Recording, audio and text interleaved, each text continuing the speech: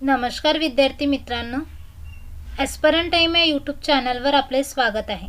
बघा विद्यार्थी मित्रांनो, जिल्हा न्यायालय भरती नॉर्मलायझेशन बाबत काय माहिती आहे? कमी मार्क्स असणाऱ्या विद्यार्थ्यांचं सिलेक्शन होईल का? ज्यांना 10-11 मार्क्स आहे त्यांचे नॉर्मलायझेशनमध्ये मार्क्स वाढतील का? हे सर्व डिटेल माहिती आज आपण या व्हिडिओच्या माध्यमातून बघणार आहोत। त्याआधी तुम्ही जर चॅनलवर नवीन असाल तर आपल्या चॅनलला सबस्क्राइब करा आणि व्हिडिओला लाईक करा। तुम्हाला आपल्या चॅनलवर नेहमीच ट्रू आणि ऑथेंटिक माहिती मिळेल।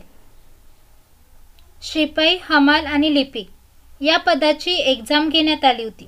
याची रिस्पॉन्स शीट पण आलेली आहे।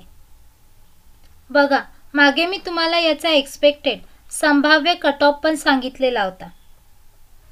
शिपाई हमाल या पदाचा पेपर 30 मार्क्सचा होता। बरेच मुलांचे 10 ते 11 क्वेश्चन बरोबर आहेत। एकापेक्षा जास्त शिफ्टमध्ये पेपर झाला असल्यामुळे याचं नॉर्मलायझेशन होईल हे तर नक्की आहे। ज्या विद्यार्थ्यांना 10 ते 11 मार्क्स आहेत त्यांचे मार्क्स वाढूही शकतात आणि कमीही होऊ शकतात।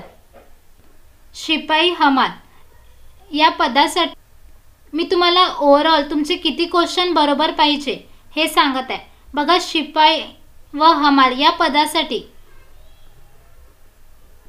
17 पेक्षा जास्त क्वेश्चन तुमचे बरोबर असले पाहिजे। लिपिक या पोस्टचा पेपर 40 मार्क्सचा होता। बघा, ओव्हरऑल तुमचे 25+ क्वेश्चन बरोबर असले पाहिजे। आपल्याला नॉर्मलायझेशनचा सांगता येणार नाही, तुमचे मार्क्स वाढूही शकतात आणि कमीही होऊ शकतात। तुम्हाला 7 ते 8 मार्काचा फरक नॉर्मलायझेशनमध्ये दिसू शकतो। तुम्ही कोणत्या पोस्टसाठी फॉर्म भरला होता आणि तुमचे किती क्वेश्चन बरोबर आहे हे तुम्ही मला कमेंट बॉक्समध्ये सांगा।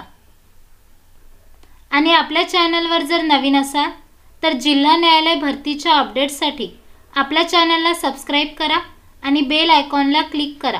त्यामुळे नवीन अपडेट तुमच्यापर्यंत पोहोचू शकेल। व्हिडिओला लाईक नक्की करा। धन्यवाद।